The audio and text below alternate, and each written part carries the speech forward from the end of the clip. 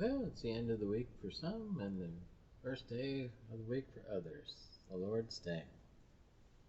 That means we're continuing in the stories of great Christians with George Mueller.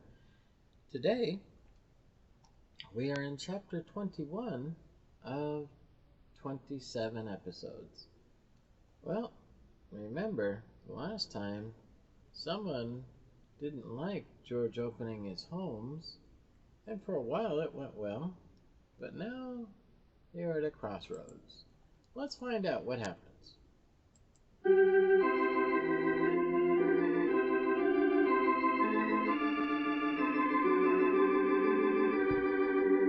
We greet our friends everywhere with chapter 21 of To Ask No Man, the story of George Mueller's incredible adventure with God. This is another in the series Stories of Great Christians, brought to you by the Moody Bible Institute of Chicago.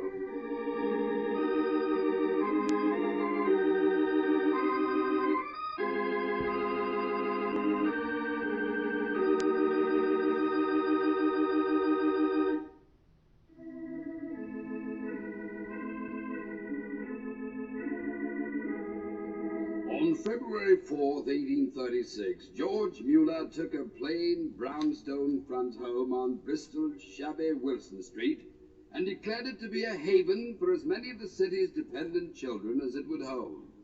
And when he did this, he declared that he would ask no one for money to support his experiment. He would petition God directly for everything. The next 7 years were a desperate struggle. Time after time, the little Wilson Street haven almost went under. Sometimes God waited until the last possible moment to answer George's prayers. But every narrow escape made George more determined to build his monument to God's faithfulness today. He rented 2 more houses and took in small babies and little boys under 12. Then in 45, the tide seemed to turn. A widow turned over a sizable legacy to George. Promptly, he rented his 4th and the biggest home next door to the first. 130 children crowded into the Wilson Street orphanages. And then the neighbors rebelled. On October 30th, 1845, George received a letter that reshaped his adventure with God. For the letter said, "Get those orphans out of this neighborhood or else." That afternoon, George went for a long walk with his 13-year-old daughter, Lydia. Lydia was a plain child, but she had a mouth like a father's, severe and straight until the corners crept up from some unexpected happiness inside. Oh, they were quite a pair, my friend George and his Lydia. I love leaves. Don't you? They're more fun than snow because they don't get inside your shoes and melt. And they're brighter than summer, too. What's that? I mean, look on the pavement. The gold ones almost hurt your eyes.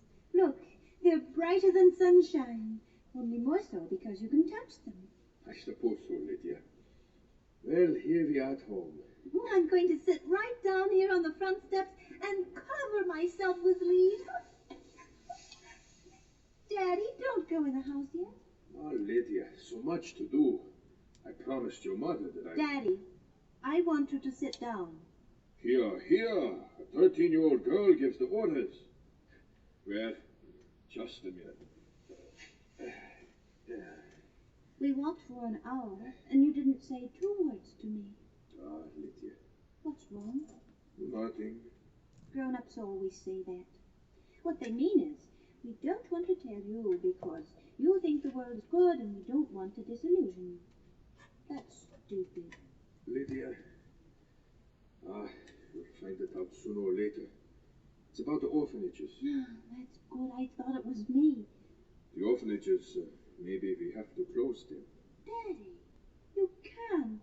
Why, I don't remember not having the orphanages. Well, the good people on Wilson Street can. What do you mean? There are complaints, bad complaints. They say we have to move the children. But that's wrong. Not so wrong, Lydia. They don't like the noise from the boys and girls playing. How hateful. Nein, it would make my poor head ache too. These people, they are more right than wrong. And there are other things too. The drains clog up from winters now. Too many people live in our houses. It affects the water up and down the street. I don't know about drains. Well, it's bad. That's why I'm quiet, Lydia. The trouble on Wilson Street. Well, Daddy, I'm not one bit sorry. Oh, Lydia, you don't know what this means. I do. I never liked Wilson Street. It's ugly there. When I was very small and you used to take me over there every day, I wanted to cry. Ugly? All the houses lined up in a row. None of those houses has a mind of its own. How could it, with the same 6 windows for a face that its neighbor has? Oh, if I were an orphan, I'd never want to live on Wilson Street. And where would you want to live, Fraulein? I'd want to live in a wide open place with lots of breeze and a chance to smell the sea once in a while. A place with fields for playing. Daddy, I'm glad about Wilson Street.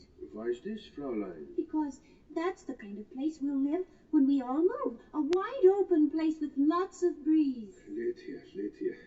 Living with your old father has turned you into an impractical dreamer. We'll thank God if we find another in the slums. No, Daddy. If God has given us so much already, why wouldn't he give us that? Give us what? Well, a wide open place with lots of breeze, a chance to smell the sea once in a while, a place with fields for playing. Suppose he did. What would we do with this great, big, wide open place? Build houses. See, I'm not impractical. Build houses. Build houses. Build an orphanage. Fine, naturally. Bless you, Lydia. Fine, you're not impractical. You're just George Mueller's daughter. Now, God, we have to get out of Wilson Street. Do unto your neighbors, you taught us yourself. You know there are 3 ways we can go. We can close up the homes, we can find another house in some slums, or we can find a wide open place with breezes and build our own orphanages. So, Lord, I put it right in your hands. I need to find about 7 acres here in Bristol, on a hill if possible. Then I need a contractor to build a place for, say, 300 kindred. And I need 10,000 pounds at least. That's it, God. I wait for your sign. Amen. George Mueller, it's 1,000 pounds. Look, 1,000 pounds. How can you be so calm? I am very calm. Oh, I know you are. Why, this is the most money we've ever seen at once. Look, George, 1,000 pounds. George, you're not calm because it isn't enough. Nein, ma'am. It's enough for a sign. A good start on a building fund. Well, how can you be so calm? Because I prayed for it. I asked God. Yes, I know you did, but you prayed for a good long time. You've been praying a whole month. 36 days this morning. What's that in God's sight? I asked for a sign that we should build, and I knew we would get it.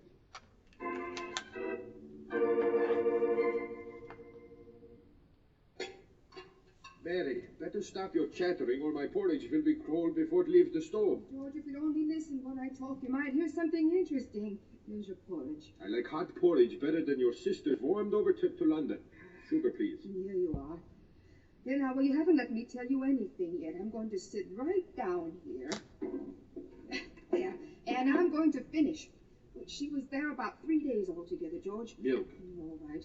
And last afternoon, she went to some kind of a prayer meeting, and she met this man who'd read your book about the orphanages. That's so unusual. And this man said he was very interested in the orphans, and so she told him you were going to build. Praying about building. I forgot to say this man is an architect. And he said he'd help you.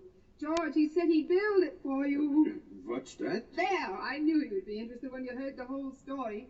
Yes, that's what he said, George. He said he'd draw up the plans, and then he'd come out here to Bristol, and he'd superintend the whole construction. He charges? Not a shilling. Isn't it wonderful? You have it all now. Architect, the money coming in, all but the land. One question. You forget something important. Is this architect a Christian man? George, don't be so stuffy. Of course he is.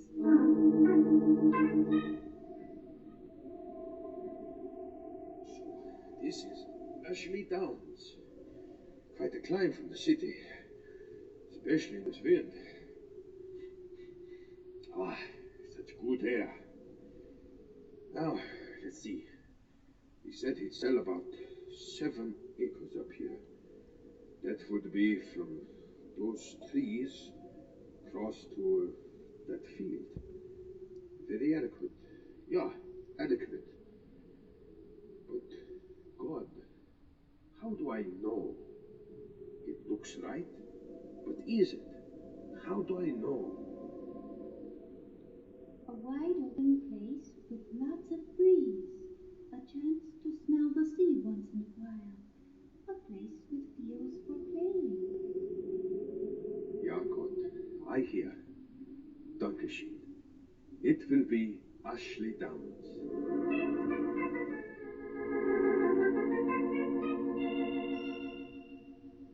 No, my husband isn't here. I really couldn't say when I'm expecting him. Sometimes it's later, sometimes it's earlier. I want so badly to see him today. It's urgent. I'm Mr. Mueller. I know. It's about the Ashley Downs property. I know. Of course, you understand, I don't have anything at all to do with my husband's business, so I really couldn't help you. I know, Mrs. Gregory, but it's urgent. I wonder... Well?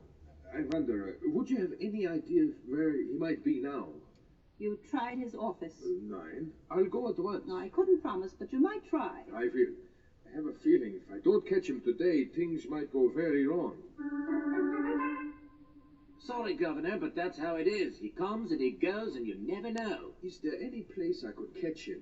You see, I'm Mr. Mueller. Look, Governor, if you were the Duke of Devon himself, I couldn't catch him for you if I didn't know where. It's about the Ashley Downs property. I have to see him. Got one suggestion. What? Go out and get yourself a bit of fresh air.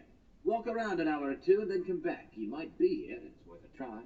Well, I might. Well, I'd ask you to sit down here, but we're expecting a lot of deliveries right away. You can see for yourself there isn't much room left over for sitting. You come back, Governor.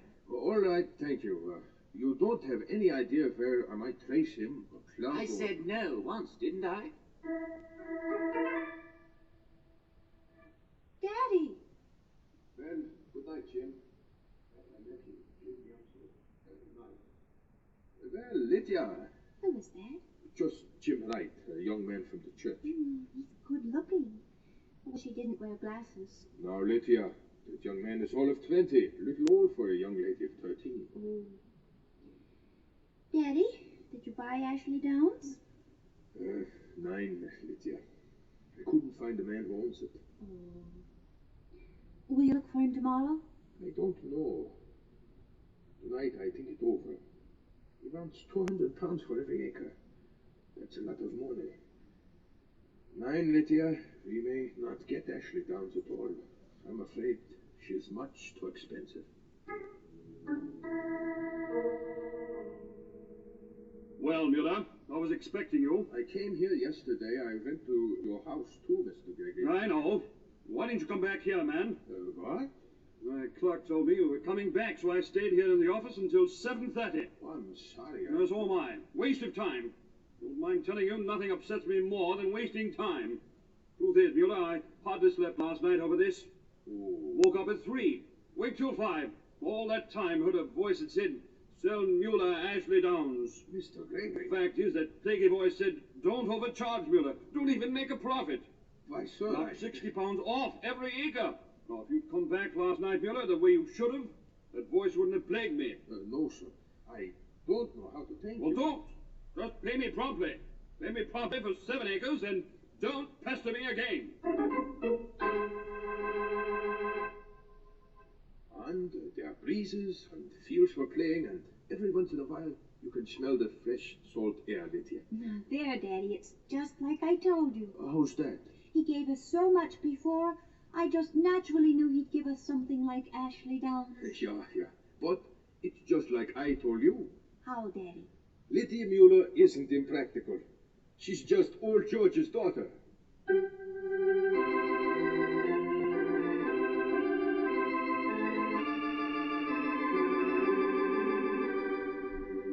And so we conclude chapter 21 of To Ask No Man, the story of George Mueller's incredible adventure with God. This is another in the series Stories of Great Christians, which come to you transcribed from the Moody Bible Institute of Chicago.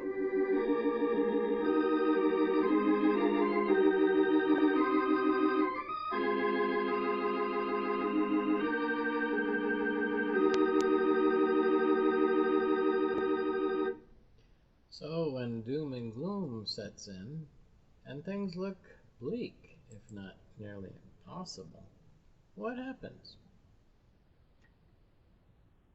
The Lord intervenes and answers prayer and makes what was impossible to man possible.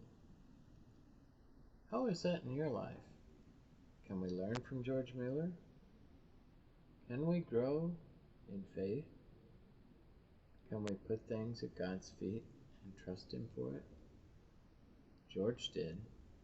His daughter Lydia saw that. I wonder if we can. What do you have to say? If you're so inclined, leave a comment.